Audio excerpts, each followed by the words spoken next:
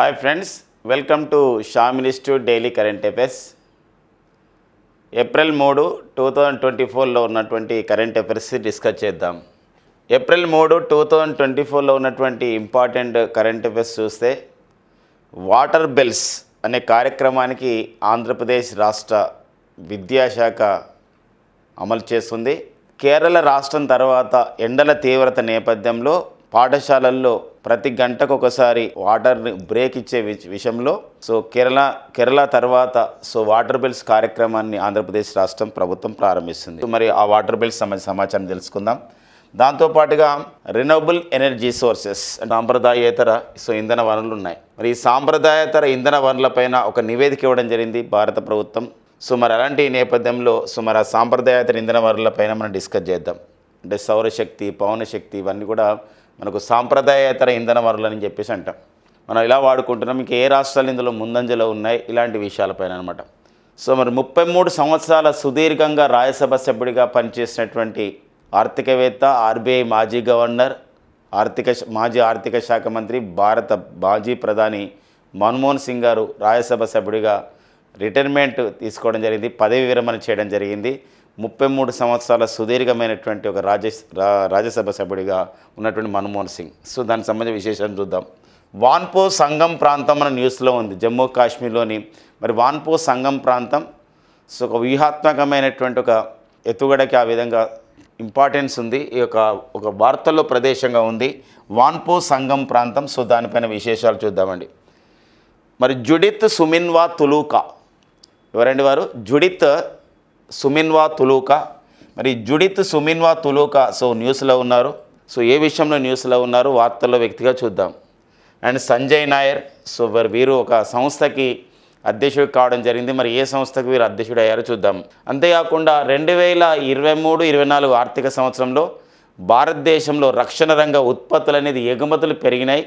ఈ నేపథ్యంలో మనకి భారత రక్షణ రంగం, తయారీ రంగం అనేది కలకలలాడుతుంది అని చెప్పేసి ఒక వార్త మనకు ప్రధానంగా ఇవ్వడం జరిగింది. దానికి సంబంధించిన విశేషాలు చూద్దాం.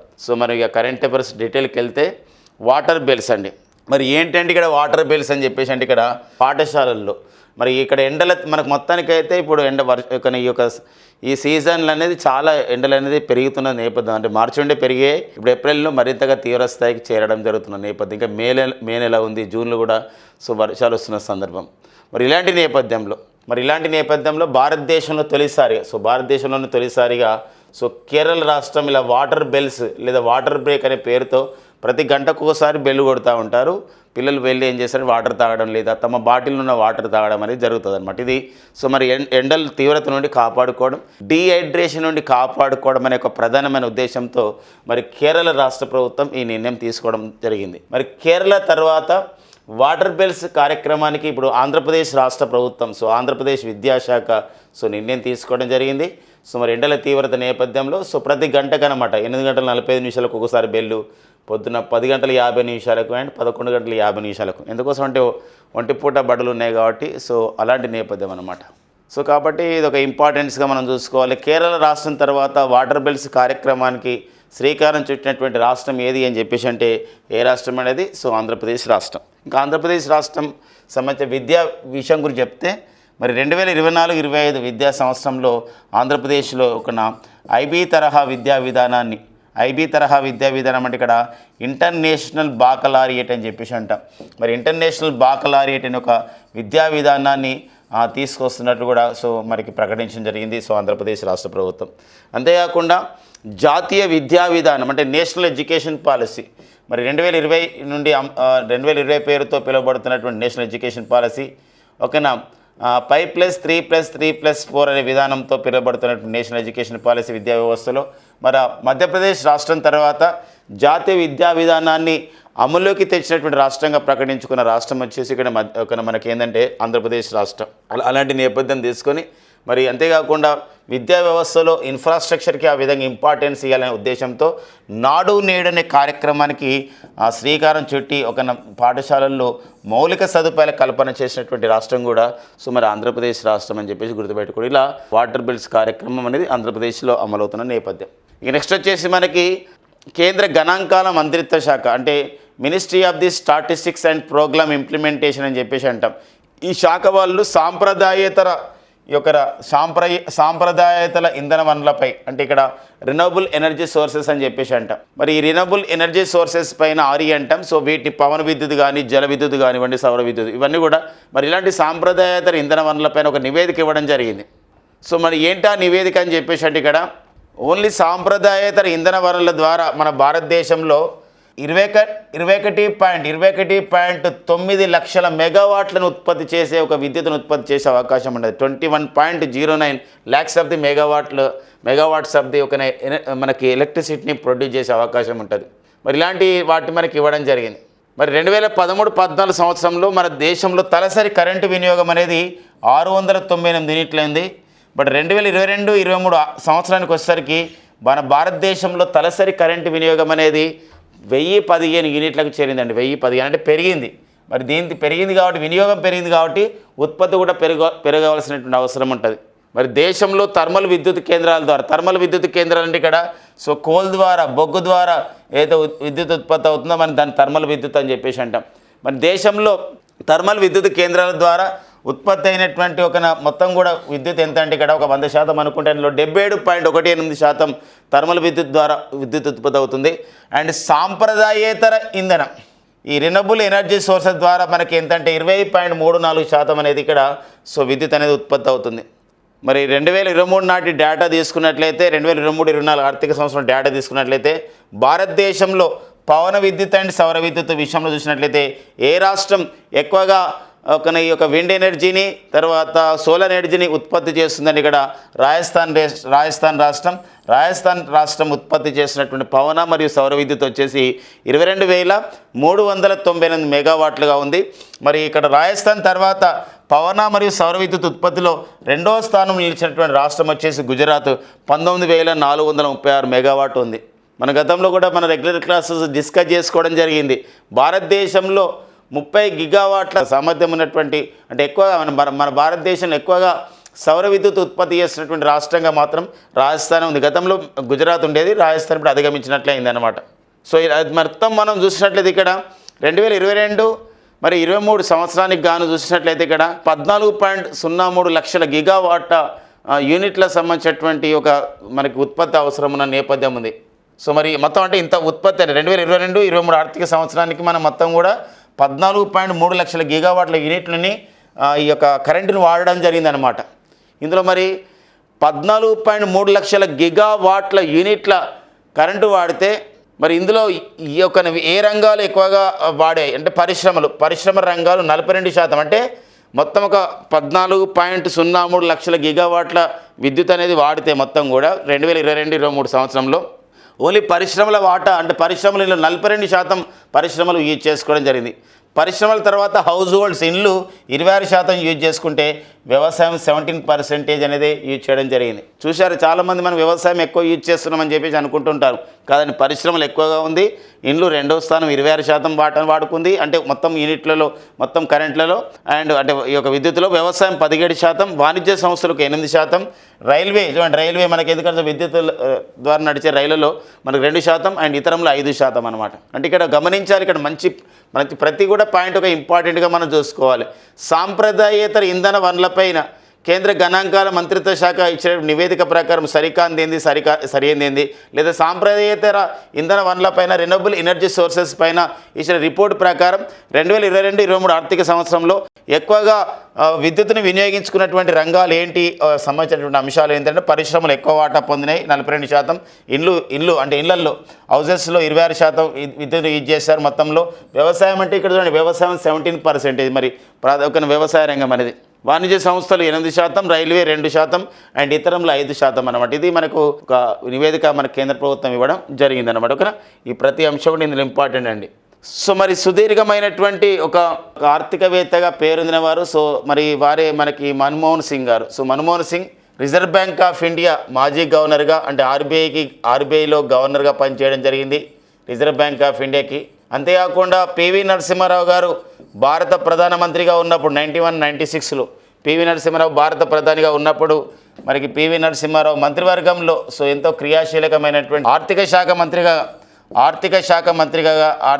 మంత్రిగా సో మన్మోహన్ సింగ్ పనిచేయడం జరిగింది. మన్మోహన్ సింగ్ సో మన్మోహన్ సింగ్. సో మరి అంతేకాకుండా ఇక మన్మోహన్ సింగ్ మనం చూస్తే ఇక్కడ సో 2004 సంవత్సరం నుండి 2014 సంవత్సరం ఇలా 2 పర్యాలు కూడా మన్మోహన్ సింగ్ భారత ప్రధానిగా కూడా పనిచేయడం జరిగింది మన్మోహన్ సింగ్. సో మరి మన్మోహన్ సింగ్ 1991 అక్టోబర్ నుండి ఈ రోజు వరకు 2024 ఏప్రిల్ 3 వరకు కూడా రాజ్యసభ సభ్యుడిగా పనిచేయడం జరిగింది. సో మరి రాజ్యసభకి నిన్న ఈరోజు కలిసి మొత్తం 54 మంది రిటైర్మెంట్ కావడం జరిగింది. వాళ్ళ యొక్క 6 ఇయర్స్ టర్మ్ అనేది అయిపోయిన నేపథ్యంలో సో ఇప్పుడు మనకి వీరి టర్మ్ కూడా కంప్లీట్ కావడం జరిగింది ఆ 54 మందిలో. ఇలాంటి నేపథ్యంలో ఒక సుదీర్ఘమైనటువంటి ఒక రాజ్యసభ సభ్యుడిగా 33 సంవత్సరాలు అతను పనిచేయడం జరిగిందనమాట. కాబట్టి ఆ పాయింట్ కొంచెం చూసుకోవాల్సిన అవసరం ఉంది. సో మరి మన్మోహన్ సింగ్ ఓకేనా. సో నెక్స్ట్ మనకు వార్తల్లో వ్యక్తిగా మనకు ఉన్నారనమాట. ఈ నెక్స్ట్ వచ్చేసి మరొక విషయం అండి, ఇక్కడ జమ్మూ కాశ్మీర్. మరి జమ్మూ కాశ్మీర్ కేంద్రపాలిత ప్రాంతం అండ్ రాష్ట్ర హోదా ఉన్నటువంటి శాసనసభ హోదా, అంటే జమ్మూ కాశ్మీర్ కేంద్రపాలిత ప్రాంతంతో పాటు శాసనసభ హోదా కూడా ఉంది. మరి అలాంటి జమ్మూ కాశ్మీర్లో వాన్పో సంగం ప్రాంతం న్యూస్లో ఉంది. సో ఎందుకు వాన్పో సంగం ప్రాంతం న్యూస్లో ఉందంటే మన భారత వైమానిక దళం వాళ్ళు, అంటే ఇండియన్ ఎయిర్ ఫోర్స్ వాళ్ళండి, భారత వైమానిక దళం వాళ్ళు అక్కడ నైట్ పూట అర్ధరాత్రి పూట అత్యవసర ల్యాండింగ్ సౌకర్యం విషయంతో అక్కడ ఏం జరిగిందంటే ఒక ల్యాండ్ కావడం జరిగింది మన భారతదేశంలోని కొన్ని యుద్ధ విమానాలు, యుద్ధ హెలికాప్టర్లు. దీన్ని మనం ఎమర్జెన్సీ ల్యాండింగ్ ఫెసిలిటీని అక్కడ ఏర్పాటు చేయడం జరిగింది ఒక జాతీయ రహదారి పైన. ఎమర్జెన్సీ ల్యాండింగ్ ఫెసిలిటీ అని చెప్పేసి అంటామండి, ఎమర్జెన్సీ ల్యాండింగ్ ఫెసిలిటీ. ఈ ఎమర్జెన్సీ ల్యాండింగ్ ఫెసిలిటీ ద్వారా భారత వైమానిక దళం వాళ్ళు మరి జమ్మూ కాశ్మీర్లోని వాన్పో సంగం ప్రాంతంలో మనం అమెరికా నుండి దిగుమతి చేసుకున్న చినూక్ హెలికాప్టర్స్ని అండ్ రష్యా నుండి దిగుమతి చేసుకున్నట్టు MI-17 హెలికాప్టర్స్ని, దాంతోపాటుగా మన HAL అభివృద్ధి చేసినటువంటి అడ్వాన్స్డ్ లైట్ కాంబాట్ హెలికాప్టర్స్ని ఇవన్నీ కూడా అక్కడ ఏం చేయడం జరిగిందంటే ఇక్కడ ల్యాండ్ చేపించడం జరిగిందనమాట. ఎందుకోసం అంటే ఏదైనా యుద్ధ వాతావరణం వచ్చినప్పుడు సన్నద్ధతగా ఉండడానికి ఒక మాక్ డ్రిల్గా ఇది ఉపయోగపడుతున్న నేపథ్యం. ఫస్ట్ టైం మన ఒక రికార్డ్ అనమాట ఏంటంటే భారతదేశంలో ఏ కేంద్ర పాలిత ప్రాంతంలో భారత వైమానిక దళం తొలిసారిగా ఎమర్జెన్సీ ల్యాండింగ్ ఫెసిలిటీని ఆ విధంగా ఏర్పాటు చేసుకుందంటే అది జమ్మూ కాశ్మీర్ అవుతుంది, తొలి కేంద్ర పాలిత ప్రాంతం కాబట్టి. గతంలో అయితే ఇలా అత్యవసర ల్యాండింగ్ ఫెసిలిటీని ఏర్పాటు చేసుకున్నటువంటి ఎక్కడ మనం భారత వైమానిక దళం అలాంటి ఏర్పాట్లు చేసుకుందంటే ఆంధ్రప్రదేశ్లో ఏర్పాటు చేసుకోవడం జరిగింది. ఏదైతే మన బాపట్ల ప్రాంతం జాతీయ రహదారి ఉంది అక్కడ, అండ్ ఉత్తరప్రదేశ్లో ఏర్పాటు చేసుకోవడం జరిగింది గజియాబాద్ పైన, అండ్ రాజస్థాన్లో కూడా ఏర్పాటు చేసుకోవడం జరిగింది. సో ఇక్కడ పోఖ్రాన్ వద్ద మొత్తానికి ఇట్లా మొత్తం ఆంధ్రప్రదేశ్, ఉత్తరప్రదేశ్, రాజస్థాన్లో అయితే భారత వైమానిక దళం చేత ఎమర్జెన్సీ ల్యాండింగ్ ఫెసిలిటీ, అత్యవసర ల్యాండింగ్ సౌకర్యం ఉన్నటువంటి ఒక రాష్ట్రాలుగా అవి గుర్తించబడ్డాయి భారత వైమానిక దళం చేత అనమాట. సో వెరీ వెరీ ఇంపార్టెంట్గా మనకు ఉంటుందండి జమ్మూ కాశ్మీర్ సంబంధించిన విషయంలో వాన్పో సంగం ప్రాంతం. ఎందుకోసం అంటే ఈ మధ్య కాలంలోనే మన భారత త్రివిధ దళాలు కూడా మార్చి 12 ఒక లాస్ట్ మంత్ అండి, మార్చి 12, 2024న మరి భారత త్రివిధ దళాలు, సో భారత త్రివిధ దళాలు ఓకేనా ఫ్రెండ్స్ గమనించండి, భారత త్రివిధ దళాలు పోఖ్రాన్ వద్ద ఆ త్రివిధ దళాలు పాల్గొన్నటువంటి ఒక మాక్ డ్రిల్ జరిగింది. దానికి ఏమని పేరు పెట్టడం జరిగిందంటే భారత శక్తి అని పేరు పెట్టడం జరిగింది. మరి మార్చి 11, 2024న సో మరి ఒక మిషన్ దివ్యాస్త్ర అనే పేరుతో సో మన భారత ఒక DRDO వాళ్ళు ఒక కార్యక్రమాన్ని ఒక సంబంధించినటువంటి అగ్నిఫైన క్షిపింగ్ ద్వారా మల్టిపుల్ ఇండిపెండెంట్లీ ఒక టార్గెటబుల్ రీఎంట్రీ వెహికల్ అనే సిస్టమ్ తీసుకొచ్చి అనేక టార్గెట్స్ని ఫినిష్ చేసే విధంగా అగ్నిఫైని ఆ విధంగా ఒక పరీక్షించడం జరిగింది. ఈ యొక్క మిషన్ దివ్యాస్త్ర కార్యక్రమానికి నేతృత్వం వహించినటువంటి ఒక ప్రాజెక్టు డైరెక్టర్గా నేతృత్వం వహించినటువంటి మహిళ వచ్చేసి ఆమెనే షీనారా అనేది కూడా డిస్కస్ చేసుకున్నాం. ఇవన్నీ కూడా ఇంపార్టెన్స్గా డిస్కస్ చేసుకుంటూ మరి ఇండియన్ ఎయిర్ ఫోర్స్ అని చెప్పేసి అంటున్నాం కాబట్టి ప్రజెంట్ మన భారత ప్రధాన వైమానిక అధికారికి ఎవరున్నారు అని చెప్పేసి అంటే వారే ఎయిర్ చీఫ్ మార్షల్ ఓకేనా వివేక్ రామ్ చౌదరి అండి. Air chief marshal Vivek Ram Chaudhary అనేవారు సో మనకి ఇండియన్ ఎయిర్ ఫోర్స్కి చీఫ్గా పనిచేస్తున్నారన్నమాట. ఓకేనా నెక్స్ట్ చూద్దామండి. సో వార్తల్లో వ్యక్తిగా సో ఒక ఇంపార్టెంట్ ఒక ఉమెన్గా మనకి ఉమెన్ ప్రియారిటీలో ఒక ప్రథములుగా సూపర్లేటివ్స్ విషయంలో కూడా నేర్చుకోవచ్చు. సో ఏంటంటే ఇక్కడ కాంగో దేశానికి తొలి మహిళా ప్రధాని. సో ఆఫ్రికా ఖండ దేశమైనటువంటి కాంగో అండి. కాంగో అంటే ఒక నది ఉంటుందండి, కాంగో అంటే ఒక దేశం ఉంటుంది. కాంగోను దేశాన్ని ఏమని పిలుస్తామంటే democratic republic of the Congo అని పిలుస్తామండి. Democratic republic of the Congo అని పిలుస్తాం. Democratic republic of the Congo అని చెప్తాం. జనరల్గా కాంగో అంటే నదిగా మనం ఎక్కువగా చూసుకుంటాం కాబట్టి democratic republic of the Congo. మరి democratic republic of the Congo దీని యొక్క దేశ రాజధాని వచ్చేసి ఏదైనా కిన్షా అనేది, సో కిన్షా అని చెప్పేసి అంటే మన కిన్షా, ఈ కిన్షా అనేది ఒక కాంగో దేశ రాజధాని. మరి ఇలాంటి కాంగో దేశంకి తొలి మహిళ ప్రధానిగా, the first women became the prime minister to the Congo. So her name వచ్చేసి ఏంటంటే జుడిత్ సుమిన్వా తులుకా అండి. Judith Sumin, very very important friends. ఇక్కడ చూడండి, జుడిత్ సుమిన్వా తులుకా అనేవారు కాంగోకి తొలి మహిళ ప్రధానిగా నియమితులు కావడం జరిగింది. సో ఇక్కడ మహిళా ప్రధానులపైన, మహిళా అధ్యక్షురాలపైన కానీ ఎప్పుడు మనకి ఎగ్జామినేషన్లో అడుగుతున్న నేపథ్యం మనకు ఉంటుంది. కొన్ని స్టాక్ జీకే పరంగా కానివ్వండి, కరెంట్ అఫైర్స్ పరంగా కానివ్వండి. ప్రపంచంలోనే ఒక దేశానికి ప్రధానమంత్రిగా పనిచేసినటువంటి తొలి మహిళ వచ్చేసి సిరిమావో బండారు నాయకి. ఎవరండి? సిరిమావో బండారు నాయకే శ్రీలంక దేశాన్ని పనిచేయడం జరిగింది. సిరిమావో బండారు నాయకే. ఆఫ్టర్ సిరిమావో బండారు నాయకే ప్రపంచంలో రెండో మహిళా ప్రధాని అండ్ భారతదేశంగా తొలి మహిళా ప్రధాని వచ్చేసి సో వారే మన ఇందిరాగాంధీ గారు. అట్లా కూడా మనకి అడిగిన నేపథ్యం ఉంది. ఇటీవల కాలంలో టాంజానియాకి ఒక మహిళా సంబంధించిన నేతృత్వం వహిస్తుంది. వారి పేరే మేరియా సులుహ్ హసన్.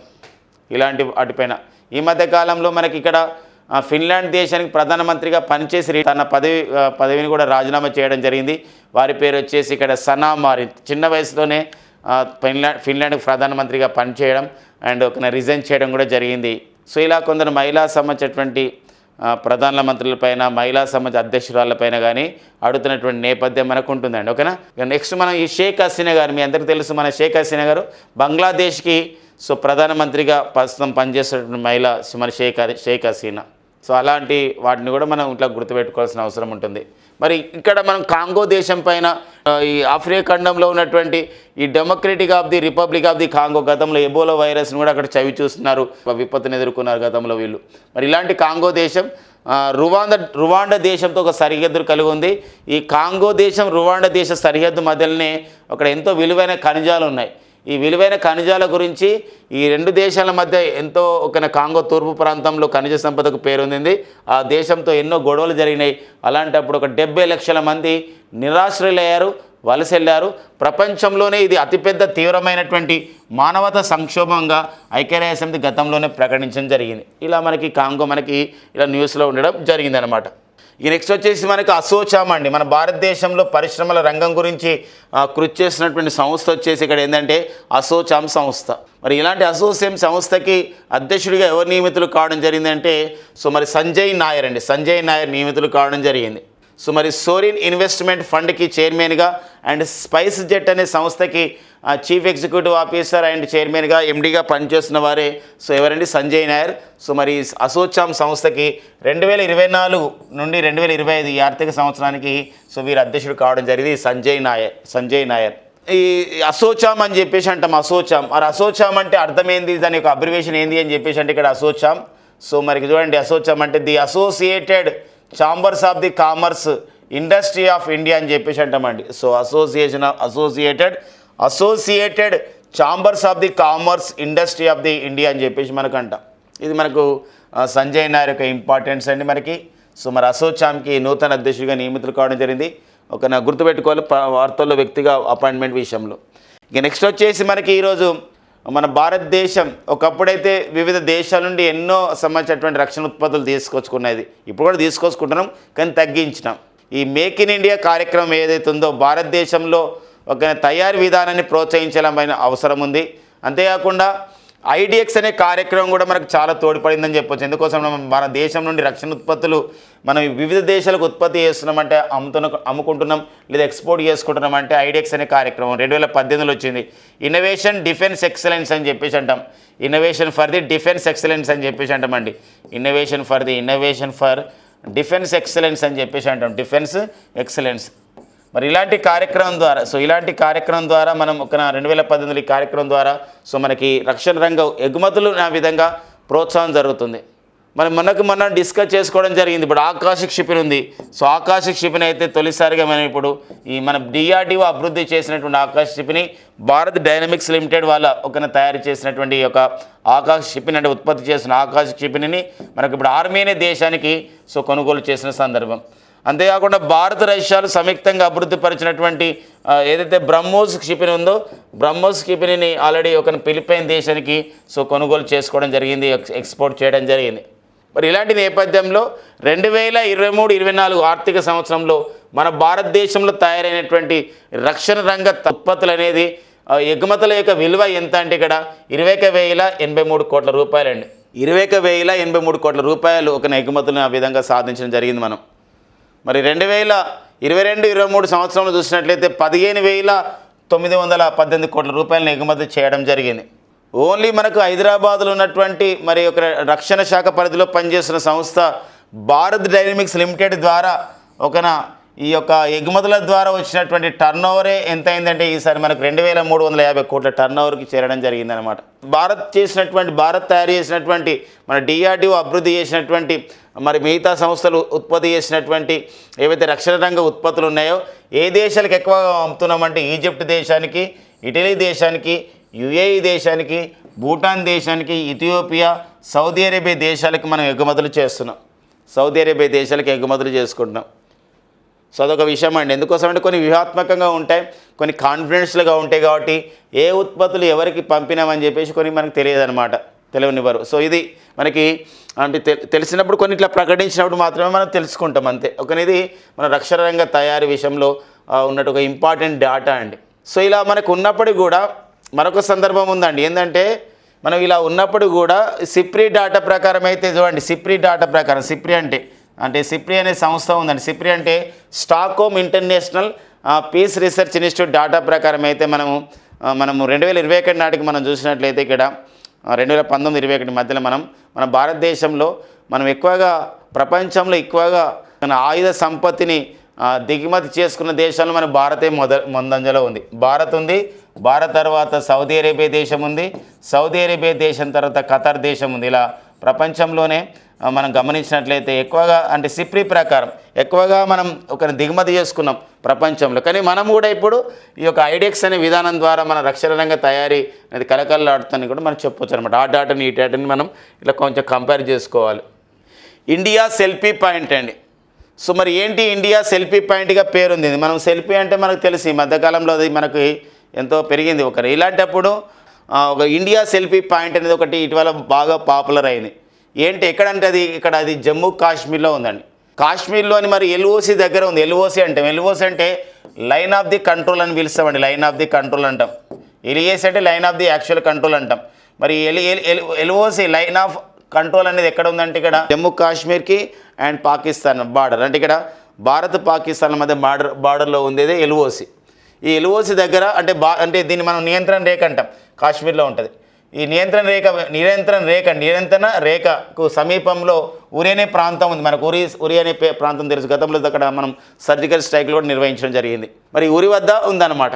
ఇక్కడ దీని ఉద్దేశం ఏంటంటే ఇక్కడ ఒక పెద్ద ఎత్తైన ప్రాంతంలో ఉంటుంది కొంచెం ఇది ఉరి. ఇక్కడ జీలం నది కనబడుతుంది అండ్ కాశ్మీర్ వ్యాలీస్, కాశ్మీర్ లోయలు కూడా కనబడతాయి.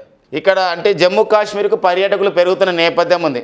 అంటే 2019 అక్టోబర్ 31 ముందు ఒక లెక్క, జమ్మూ కాశ్మీర్ తర్వాత ఒక లెక్క. కాబట్టి జమ్మూ కాశ్మీర్ పునర్వ్యవస్థీకరణ చట్టం అనేది 2019 అక్టోబర్ 31 నుండి అమలులోకి వచ్చింది. అలాంటి నేపథ్యంలో జమ్మూ కాశ్మీర్లో ఒక పర్యాటక రంగం పెరుగుతున్న నేపథ్యంలో పరిశ్రమలు వస్తున్నటువంటి వేళ. సో అంతేకాకుండా వివిధ రాష్ట్ర ప్రభుత్వాలు అక్కడ కూడా తన భూములు కొనుగోలు చేసి పర్యాటక రంగాన్ని అభివృద్ధి చేస్తున్న నేపథ్యంలో, సో మరి వివిధ సంస్థలు కూడా అలాంటి తీసుకున్న నేపథ్యంలో ఇక్కడ కాశ్మీర్కి వచ్చే పర్యాటకులు పెరుగుతారు. కాబట్టి ఆ యొక్క సెల్ఫీ తీసుకోవాలనే ఒక ఉద్దేశంతో అక్కడ ఇండియా సెల్ఫీ పాయింట్ని నాగి ఫౌండేషన్ వ్యవస్థాపకురాలైనటువంటి రూపుల్ నాగి అనే వారు దీన్ని ఏర్పాటు చేయడం జరిగింది. ఇది ఒక ఇంపార్టెన్స్గా మనం ప్లేసెస్ ఇన్ ద న్యూస్లో చూసుకోవాలండి. ఈ మధ్యకాలంలో కొత్త ట్యాక్స్లు వస్తున్నాయి. మనం నిన్నటి క్లాస్లో కూడా డిస్కస్ చేసినాం. రెయిన్ ట్యాక్స్ ప్రపంచంలో తొలిసారిగా రెయిన్ ట్యాక్స్ని ఏప్రిల్ 1, 2024 నుండి అమలు చేసినటువంటి దేశం వచ్చేసి ఇక్కడ కెనడా దేశం అంటున్నాం. ఇప్పుడు ఉత్తర అమెరికా ఖండంలో నార్త్ అమెరికా ఖండంలో ఫస్ట్ సిటీ అనమాట న్యూయార్క్ సిటీ ఒక నిర్ణయం తీసుకుంది. జూన్ 2024 నుండి అమలు చేస్తుంది. ఏంటి అంటే మనం ఇక్కడ ఇమేజ్లో చూడవచ్చు. మొత్తం అక్కడ న్యూయార్క్లో మన్హట్టన్ అనే ప్రాంతం చాలా బిజియెస్ట్ ఒక ప్లేస్. చాలా వాహనాలు వెళ్తున్న సందర్భం ఉంటుంది. అలా ప్రతి వాహనాలు అన్నీ వెళ్తుంటే ఏమవుతుందంటే ఇంకా ఎక్కువగా ఏమైందంటే బిజీ అయిపోతుంది, ఇంకా ట్రాఫిక్ జామ్స్ అవుతున్నాయి. అందుకోసమే ఆ ప్రాంతానికి వెళ్ళాలంటే ఏం చేస్తున్నారంటే ఇప్పుడు జూన్ 2024 నుండి సో ఇక్కడ వాహనాలకి రద్దీ రుసుముని వేస్తున్నారు. రద్దీ ట్యాక్స్ని వేస్తున్నారు. కాబట్టి ఇలా సో రద్దీ ట్యాక్స్ని ఆ విధంగా చేయబోతున్నటువంటి నగరం అమెరికా ఆర్థిక రాజధాని అయినటువంటి న్యూయార్క్లోని మన్హాటన్ ప్రాంతంలో చేస్తారనమాట. ఇక నెక్స్ట్ వచ్చేసి మనకి సో మరి శాస్త్ర సాంకేతిక పరిజ్ఞానం విషయంలో ప్రతిసారి బిట్స్ మనకు వస్తున్నాయి.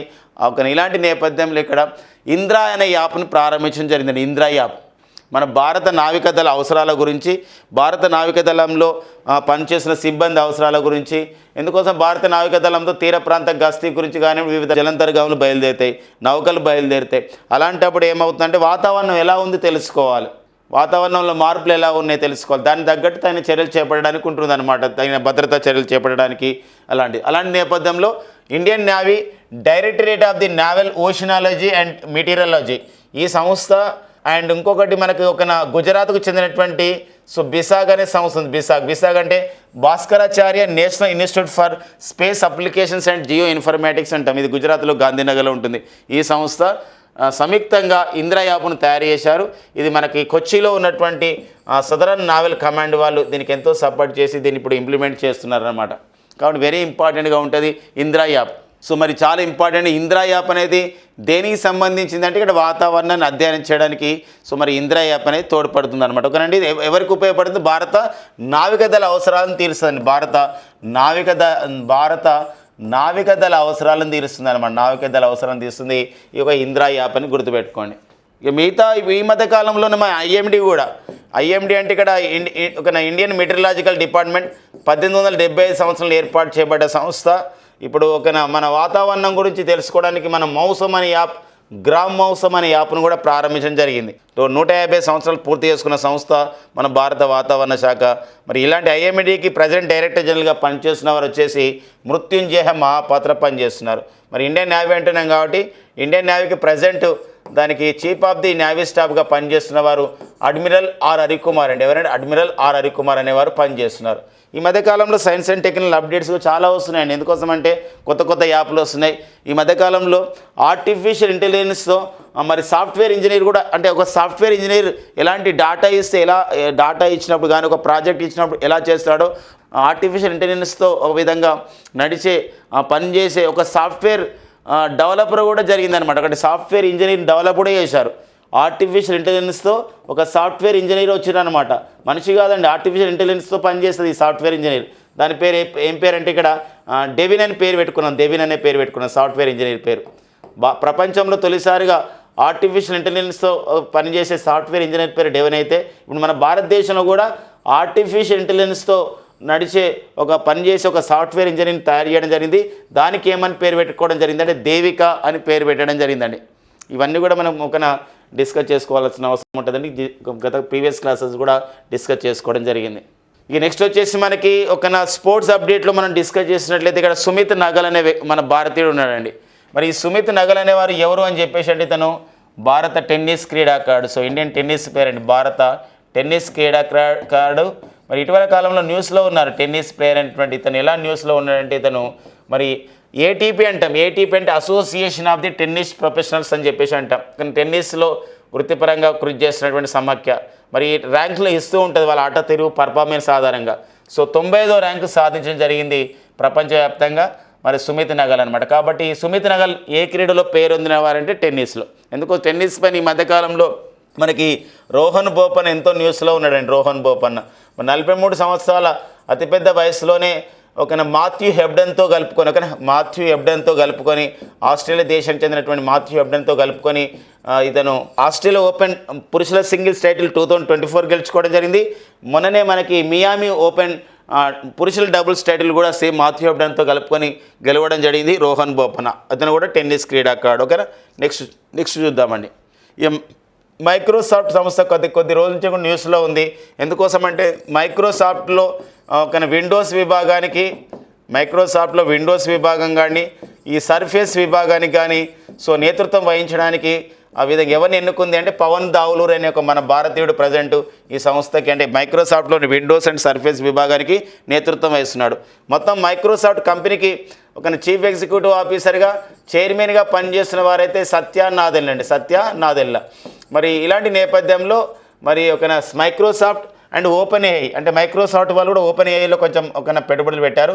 ఈ ఓపెన్ ఏఐ అనే సంస్థ, ఓపెన్ ఏఐ అంటే మన ప్రపంచంలో తొలిసారిగా ఈ చాట్ జీపీటీని సృష్టించిన వారు, ఎంతో మార్పు కారణమైంది చాట్ జీపీటీ అంటే జనరేటివ్ ప్రీ ట్రైన్డ్ ట్రాన్స్ఫార్మర్ అని చెప్పేసి అంటాం.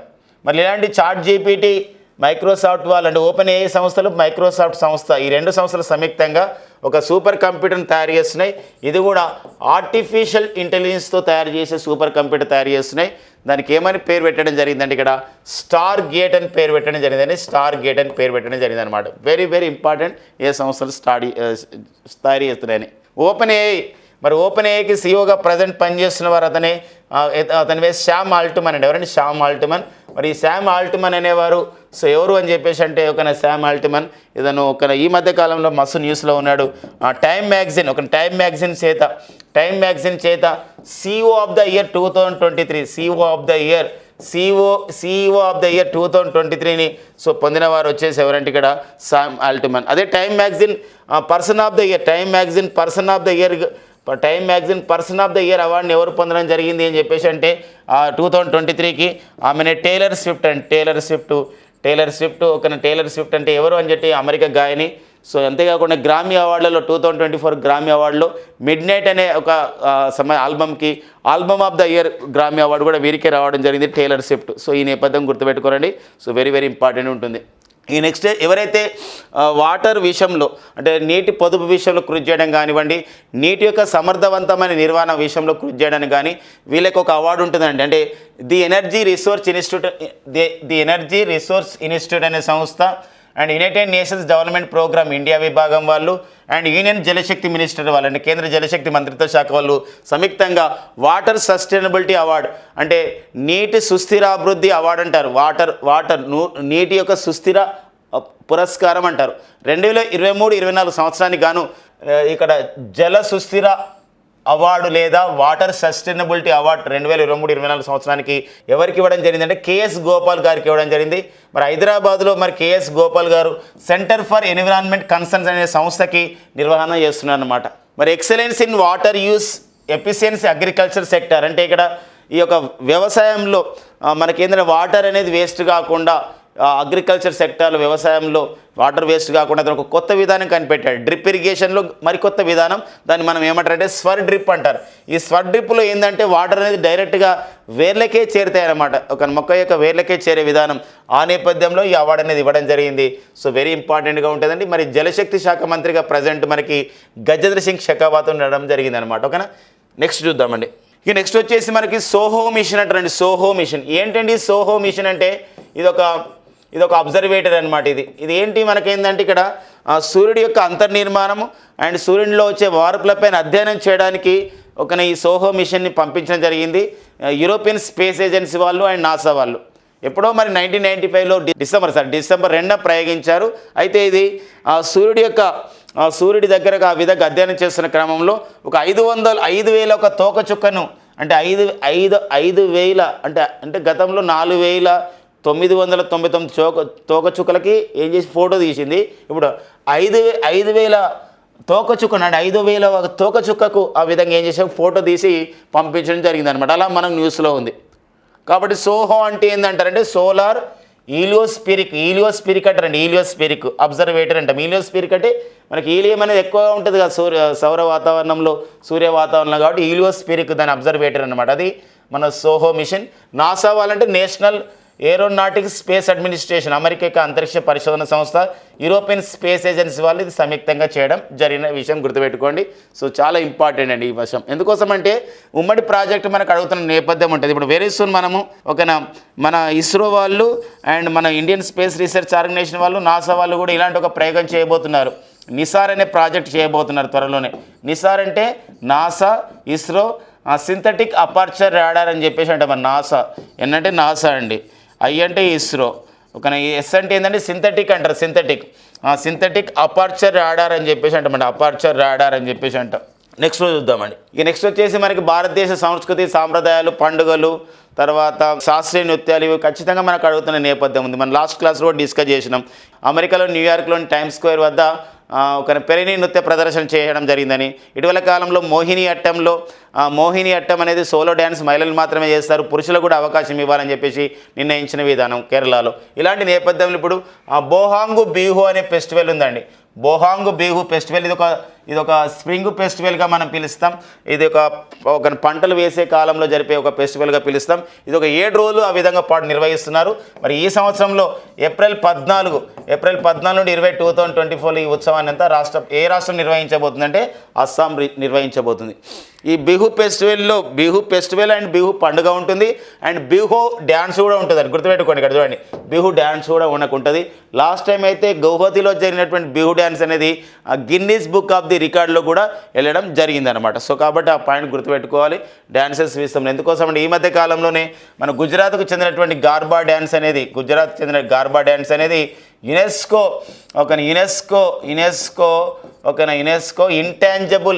Intangible cultural